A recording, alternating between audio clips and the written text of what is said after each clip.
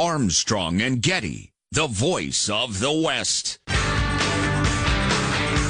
From the text line, I just saw your recent pictures on the Armstrong and Getty website. I've been listening since 2002. You guys are still looking great. Those pictures are probably 15 years old, I'm guessing. On the website? I don't know. There's a lot of old pictures floating around. Either that or somebody visually impaired. Man, that's common in the, probably every business, but I see it in radio and TV and real estate and everything like that. You hang on to that picture from when you were 38. Oh, yeah. Till, for a very long time, and then people meet you. Ah! Very common in online dating, too. Oh, is it? I don't believe that. But right now, we have limited time. Oh, we're going to break format a little bit this hour. Toward the end of the hour, we're going to have to super shrink final thoughts because we got the journalist who broke this enormous Obama administration laid off Hezbollah and all their violence and their death and their drug dealing and their drug importing into the U.S., laid off on them to get the Iran nuke deal. It's a huge story. People are talking about it. We'll do it at the end of this hour. That's your news. I'm Marshall Phillips, the Armstrong and Getty Show, the voice of the West. No offense, Marshall, but the next guest is more important than your news. So, whatever. We're breaking early. Yeah, whatever. Literally. So, the New York Post went, now this is presidential obstruction. An article about the Obama, Iran, that whole thing. Are you following that story? Probably not. It's not getting near as much attention as it should. We're going to bring it to you next on the Armstrong and Getty Show.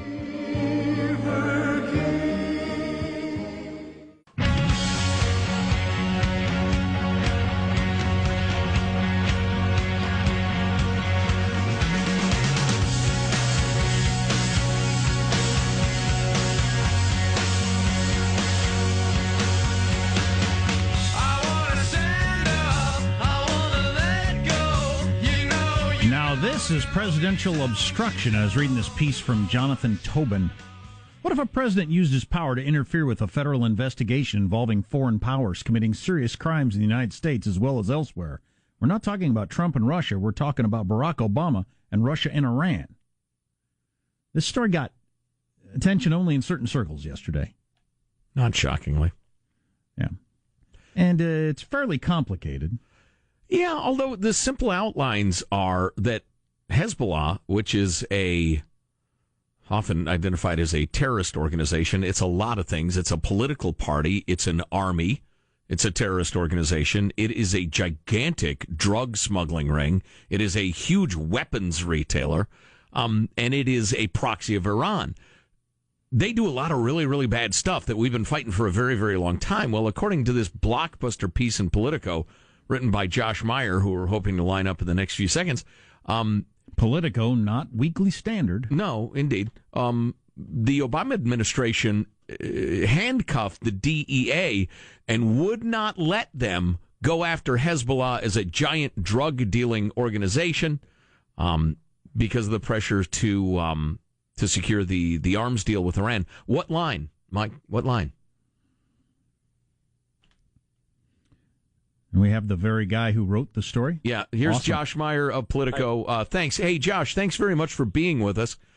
Sure. Hezbollah is a hell of a lot more complicated organization than a lot of us thought. They're making money in a lot of ways. Yeah, I mean, I think that they're a lot more complicated than the Bush administration, the Obama administration, now the Trump administration, and probably going back to the Clinton and Reagan administration's thought too. I mean, they are a global, a U.S. designated terrorist organization. They're also a very serious military power. They have 120,000 missiles and rockets that they can sort of use to go after U.S. interests in the region. But they are also a political party that has, I believe, the majority of seats in the Lebanese parliament. And they also have, they're a very active player in the Lebanese government. So, and they provide social welfare services for people. So it's not your typical government. It's not your typical terrorist organization or military. It's kind of a hybrid of all of those. So I think that the headline in the story is that the Obama administration sort of didn't really know how to go after them, and in the process undermined some very important long-running investigations into how they were raising money by trafficking in drugs. Into the United States included. Am I correct on that? Yeah. Mm-hmm. Yep. So you've got a giant drug dealing organization flooding the U.S. with drugs, making money for nefarious purposes, and the DEA guys who tried to bring them down. What happened when they tried to, close the deal? Well, I mean, one thing that I tried to do in the story, and you can tell by how long it is, it wasn't. I didn't want to sort of rely on sort of headlines here. So they claim that they were shut down in part because of the Iran deal, but also just because of opposition and how they had all the answers and nobody else understood, what was right and what was wrong. It is more complicated than that. I mean, you do have U.S. intelligence agencies, which also sometimes don't want to sort of roll up and slap handcuffs on people because they're trying to gather intelligence and see where it goes. You have diplomatic efforts. One thing that I was very careful in the story in not doing is criticizing the Iran deal. I mean, what these guys, the sort of protagonists who claimed they were shut down, what they've said from the beginning is this has nothing to do with the Iran deal. Whether you're a supporter or a detractor of the Iran deal, you should be able to negotiate with the Iranians and still hold them and hold Hezbollah to account. You shouldn't give them a free pass. That should have been part of the negotiations. And, what happened is that the Obama administration, through some of these hidden deals, gave away much more than the American public knew that they did. Was there much infighting inside the government at that time between the various, moving parts?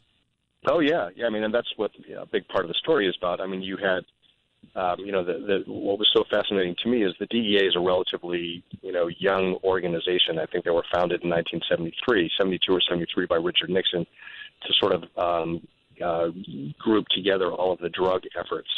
But, you have the CIA and the FBI that are much more established organizations, very sort of proud institutions who are neither of which is known for being very collegial with each other. So the FBI and the CIA were always locking horns on this in terms of some wanting to lock people up and others wanting to sort of gather intelligence. And then in walks the DEA and essentially, angers everybody by, trying to sort of be the one that went after these global kingpins and sort of doing it in their own way. And they had sort of a swashbuckling air about them. They caught Victor Bout, the Russian arms trafficker known as the Lord of War. They took down another guy named Mansour al-Qassar, who was a global weapons and drug trafficker. And so coming off of those victories, they had kind of a swagger, and they were, going after Hezbollah and other agencies were saying, hey, what are you doing? And so they ended up locking horns on this. And some of the other agencies, as the story notes, were saying, well, we don't even believe your intelligence. We don't think that Hezbollah as an organization is operationally in charge of this. We think that they may be benefiting from it, from a lot of Lebanese, people that happen to be in the business around the world, but we don't think that it's sort of an official policy of the organization. Well, somebody could come away from reading your piece with a variety of opinions about the wisdom of the way the Obama administration elected to go about it, and you'll get a range of responses. But, Josh, I would love to see your piece used in political science classes around the country as a guy who sat through a bunch of them, illustrating how difficult and complicated it is to deal with a non-state actor as complicated as Hezbollah, especially since they're good buddies with Iran, you're trying to do a major deal with Iran. This is hairy stuff. Yeah. I mean, and as I started reporting this, I realized, this has this, the sort of narrative arc of this or the sweep of it is huge. I mean, at the same time, we were saying, or some U.S. agencies were saying, let's not go after them because they're not blowing anything up anymore. I mean, they used to kill a lot of Americans, in the 80s. And so forth, more than any other group until Al-Qaeda came along. And if they're not doing that, why do we care? But, what the story shows and what the DEA people were saying, or the DEA task force, it was other people involved from other agencies, were saying was, the trafficking in drugs is bankrolling a lot of other stuff they're doing, including coming up with these really high-tech, deadly IEDs that they're giving to Shiite militias in Iraq that are using them to kill I think some estimates are 800 U.S. troops. So you've got that. You've got them bankrolling all of the, I think they sent 10,000, very well-trained and well-equipped soldiers to fight in Syria. They're fighting U.S.-backed rebels, or they used to be anyway. They're undermining U.S. security interests in Latin America, in Africa. So, some people do think that they actually do pose much more of a threat to the United States than some government agencies are letting on, or that they realize. What's most interesting thing you said to me is just a glimpse at bureaucracies and big government, and I don't know if you want to call it the deep state or permanent this or that, but when you said the DEA, the new kids on the block, they've only been around since 73. Wow. Right. So a 45-year-old organization still can't take on an organizations who've been there decades long because they've got entrenched territory or something? I don't even quite understand that. Yeah, I mean, and I wrote a book earlier about the hunt for the 9/11 mastermind, Khalid Sheikh Mohammed, and that was a lot of that was about how the CIA and the FBI didn't get along, and the point is that there were people in each agency that said we need to, sort of bury the hatchet and work together because we both do important things and we need to sort of combine them so that we protect the United States. But and that hasn't entirely happened as we run out of time, but that clearly has not entirely happened. Josh, hey, listen, we appreciate you sparing a couple minutes. I'm afraid we're up against a hard break, but we wanted to get you on when we could because the piece is terrific and really thought-provoking and well done. I hope we can talk again soon, maybe when we both have a little more time. Yeah, my pleasure. Anytime. All right, thanks a million. This is a historic act of devastating incompetence. I will not sugarcoat this. This is a disappointing day for us. Big mistake, but not too bad. The fun level in this room is at an 11 right now, and that brought it down. The ride is over. The time for the clowns and the acrobats and the dancing bears has passed. Get away from here. Get. We apologize for our stupidity, and we really hope you forgive us for what we've done. Thank you, and good night. Because the show's over. What? Bye-bye. Experts are saying this could lead to as many as 30 texts from your mother. Armstrong and Getty, the voice of the West.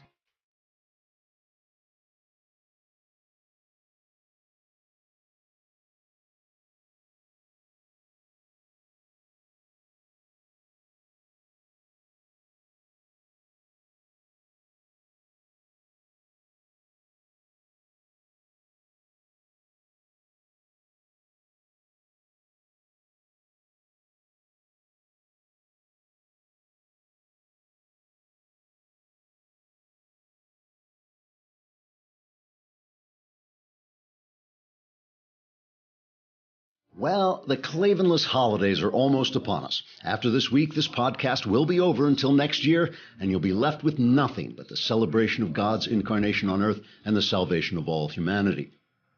Which, okay, is also pretty good. So let's take a look back at 2017, a year in which I made one remarkably accurate prediction of the future, namely that no one can predict the future. After an election that took almost everyone by complete surprise, the left told us that Donald Trump was going to be worse than Hitler, and the right told us that his outlandish personality would destroy the conservative movement. Even I, my own remarkable self, thought Trump was going to be no more than a mediocre Democrat president.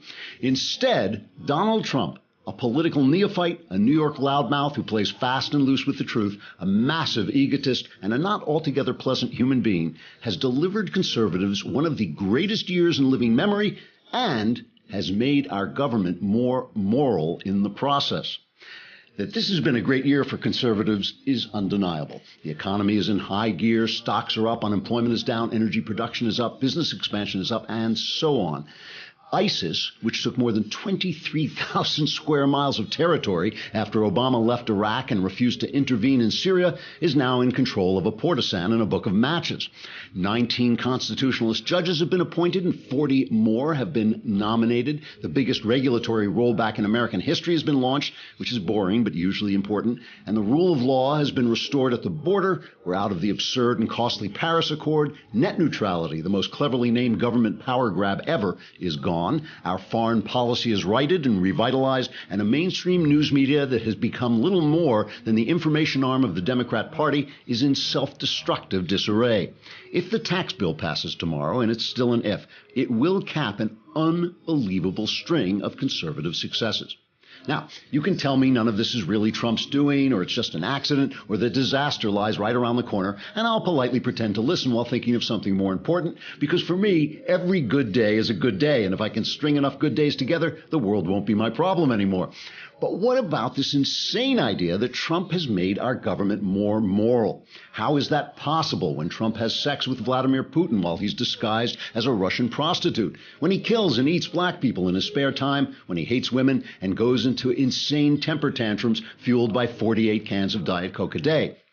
Okay, even ignoring Maggie Haberman's fantasy life, or as it's also known, the front page of the New York Times, Trump is not always statesmanlike, not always nice to people, and not always strictly honest.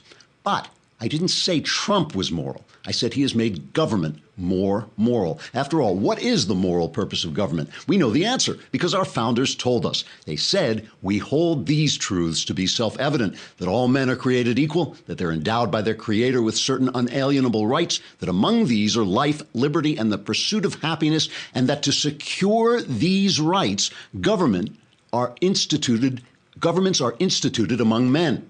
That's right. Government exists to secure our rights to life, liberty, and the pursuit of happiness. Only in liberty can we treat each other ethically, because only in liberty can we make the choices that are the necessary condition for ethical life. Trump has made our government more moral by making less of it. Fewer regulations that allow unelected bureaucrats to dictate how we live. Fewer bureaucrats who are seeking to expand the power of their agencies. Fewer judges who will write law instead of obeying the law. And as far as I can tell, Trump has stopped using the IRS and Justice Department for political ends, like silencing his enemies and skewing elections. This is what moral government looks like. And even if every male senator in Washington is grabbing the backside of some unsuspecting female while at the same time voting for more limited and less corrupt government, the senators are immoral, yes, but the government is more moral. And that is why we should never let the leftist press game us with scandal hysteria, but should keep focused on voting in those who will help fulfill government's moral ends. Trump has delivered conservatives an astoundingly successful year and made the government more moral in the process. You don't have to like him to salute him. I salute him. Well done. Trigger warning. I'm Andrew Klavan, and this is The Andrew Klavan Show. President Trump made a major foreign policy speech yesterday, and here's the coverage from NBC News.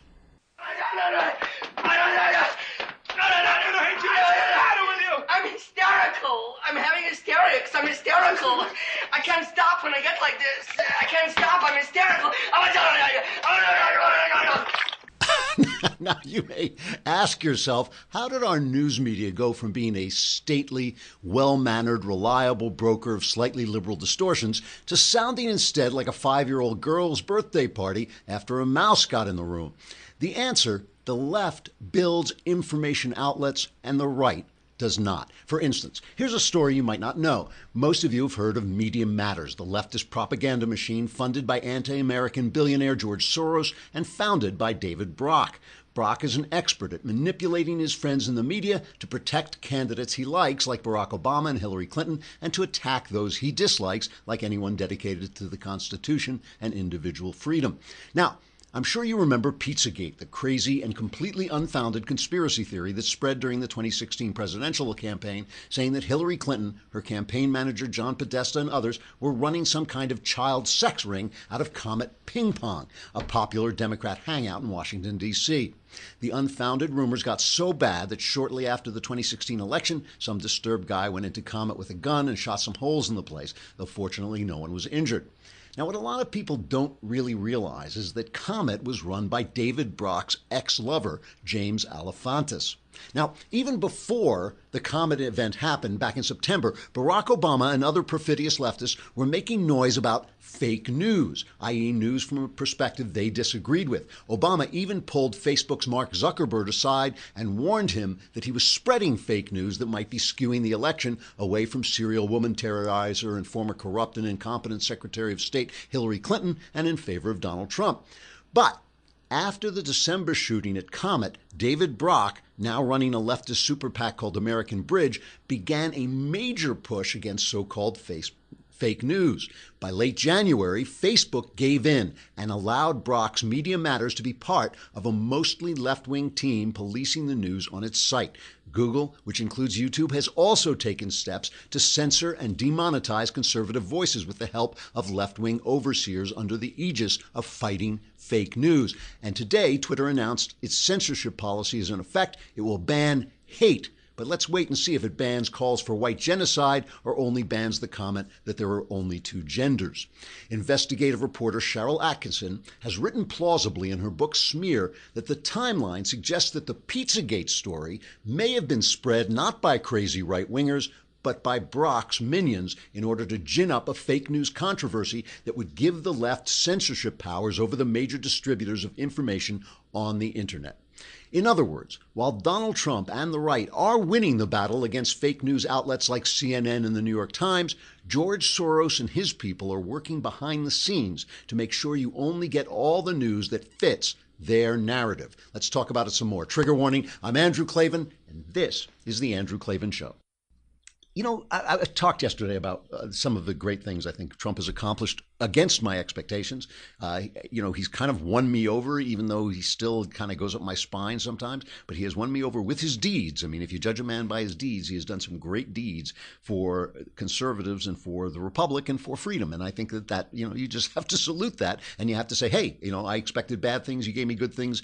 Good for you. Bad on me. There's no problem. I got no problem with that. I'd much rather say that than I was right. I would much rather say, you know what, I got it wrong and Trump did a good job than I got it right and Trump's a disaster, because it's the country, obviously, that comes first. But here's the funny thing about this is I was worried he'd be kind of a Democrat. I was worried that his old Democrat instincts would come out. But I think that the resistance kind of put paid to that because they didn't give him any room to move to the left. And once Mitch McConnell and Paul Ryan realized they weren't going to be able to get rid of this guy and he was going to be doing this stuff, they started to do their job a little bit. And today they're already debating the tax reform on the House floor. Hopefully, in the next couple of days, it'll get past both the House and the Senate before Christmas. Be an amazing, amazing thing. But the funny thing about it is all this hysteria, all this craziness, all the Russia collusion and everything like this, it has just been basically, he's just a Republican. He's cutting taxes, he's paring back government, he's cutting back regulation, he's good for business, he's building up the military. That used to be the typical Republican agenda. And all we get is craziness. I was talking to Knowles yesterday, and he reminded me, and I actually remember this. This is in my memory, that National Review, which hates Trump so much, they hated Reagan, too. It was only William F. Buckley who supported Reagan. And I used to talk to conservatives back then, and they would say, well, yeah, we're a little embarrassed by Reagan, but, he'll only run for one term, and don't worry about it so much. It's like, yeah, he's embarrassing. He's a dumb actor. Yeah, I get it. So, this is kind of typical. So Trump yesterday gives his foreign policy statement, and this is his, frequently presidents just publish this, but he was proud of it and he wanted to go out and talk about it. And he talked about what former presidents have done. Okay, so let me just make sure we have the right. I guess this is cut number 1, maybe, when he talks about what former presidents have done. Yeah. Our leaders engaged in nation building abroad while they failed to build up and replenish our nation at home. They undercut and shortchanged our men and women in uniform with inadequate resources, unstable funding, and unclear missions. They failed to insist that our often very wealthy allies pay their fair share for defense, putting a massive and unfair burden on the U.S. taxpayer and our great U.S. military. They neglected a nuclear menace in North Korea, made a disastrous, weak, and incomprehensibly bad deal with Iran, and allowed terrorists such as ISIS to gain control of vast parts of territory all across the Middle East.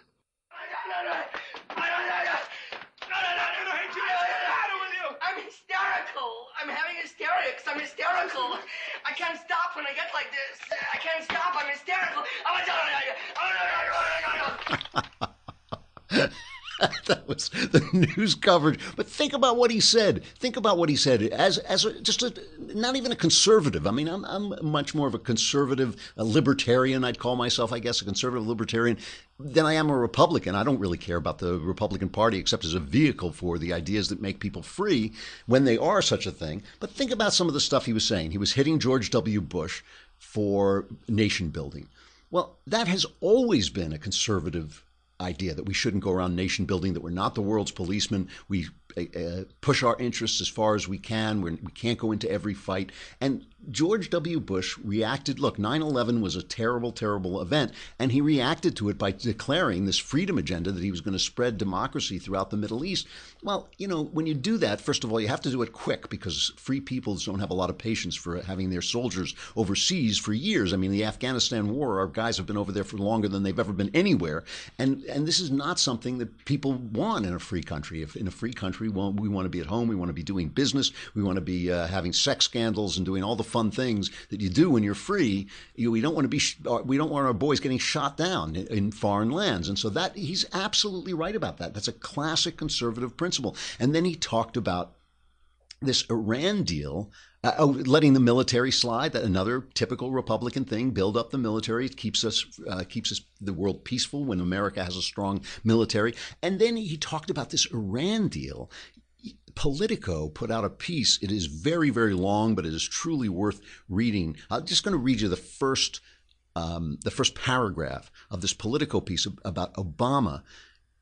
In its determination to secure a nuclear deal with Iran, the Obama administration derailed an ambitious law enforcement campaign targeting drug trafficking by the Iranian-backed terrorist group Hezbollah, even as it was funneling cocaine into the United States. The campaign, dubbed Project Cassandra, and you'll remember Cassandra was the prophetess who was cursed. She could see the future, but no one would ever listen to her. And the reason they dubbed this Cassandra is because the Obama administration, they kept saying, you know what, Hezbollah has now become an organized crime industry, is pushing cocaine and laundering it by selling used cars in Africa. It was this whole big chain of things that they were doing. And they kept telling the Obama administration kept dampening their investigation, kept scuttling their investigation. So they called themselves Project Cassandra.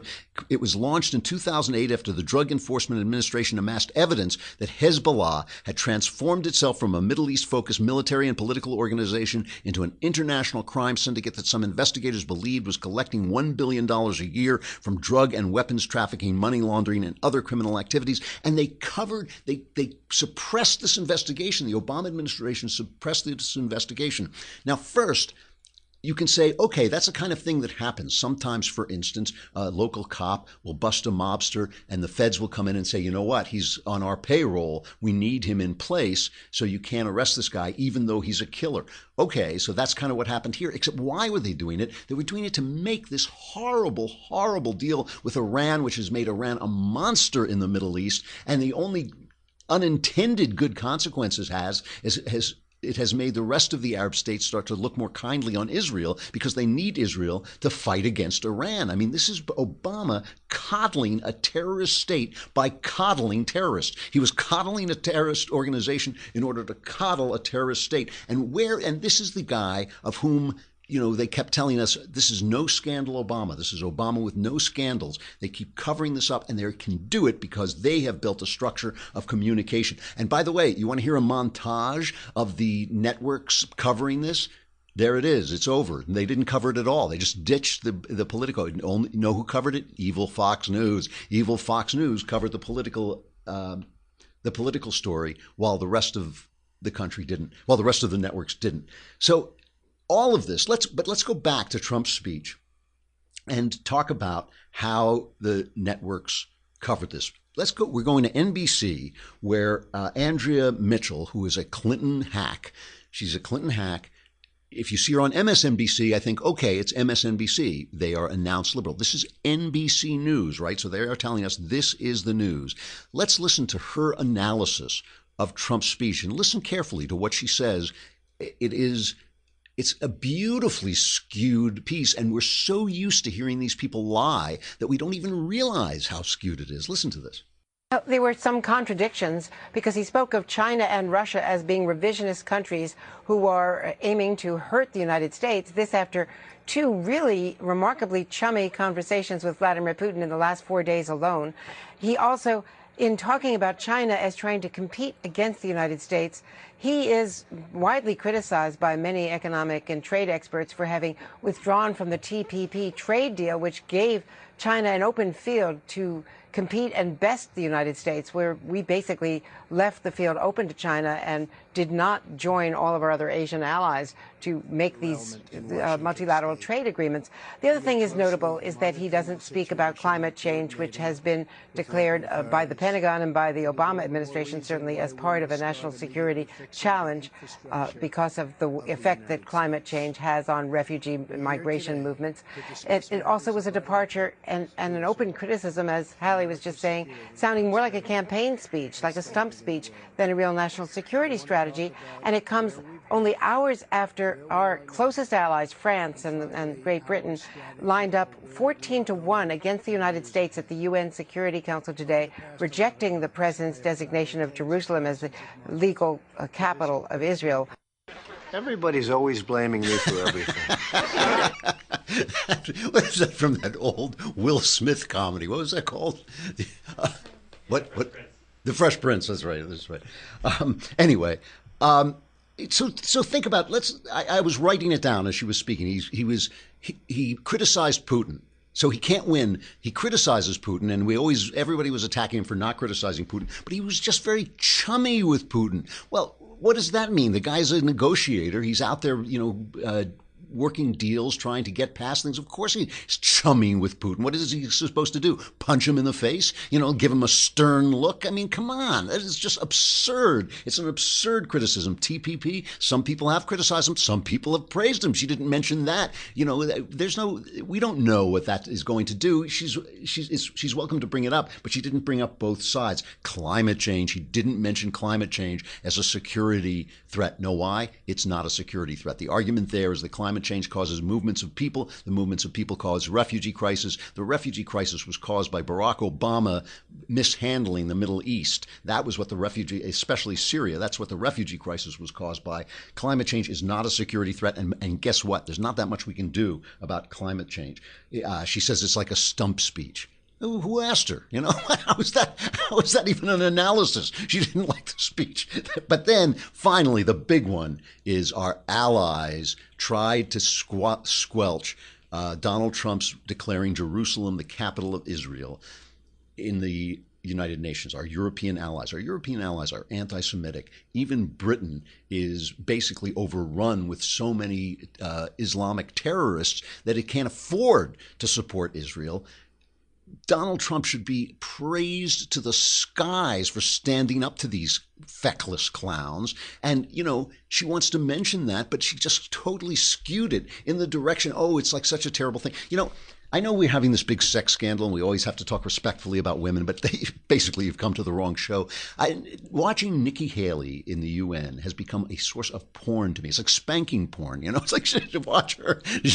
First of all, I find her very cute, but secondly, to watch her like beat these people up, it's like S&M porn. She just slaps them around, and I'm like, yes, Nikki, yes, yes, yes. So she goes after them. We vetoed. This is our first veto in like 6 years. They said, oh no, you're not moving your embassy, like the UN should tell us where to move our embassy. You're not moving your embassy to Jerusalem. Jerusalem is not the capital. And Nikki just went after it. I'm telling you, this is to me like just filthy stuff. What is troublesome to some people is that the United States had the courage and honesty to recognize a fundamental reality. Jerusalem has been the political, cultural, and spiritual homeland of the Jewish people for thousands of years. They have had no other capital city. But the United States' recognition of the obvious, that Jerusalem is the capital and seat of the modern Israeli government, is too much for some. First, some have threatened violence on the street, as if violence would somehow improve the prospects of peace. Now today, buried in diplomatic jargon, some presume to tell America where to put our embassy. The United States has a sovereign right to determine where and whether we establish an embassy.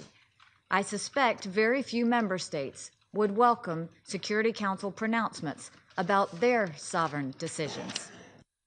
Is it too much to ask her to wear leather when she does that? Yes. What a terrible thing to say. Don't laugh. Rob, don't laugh at that. You just encourage me. It's just wrong. It is just wrong.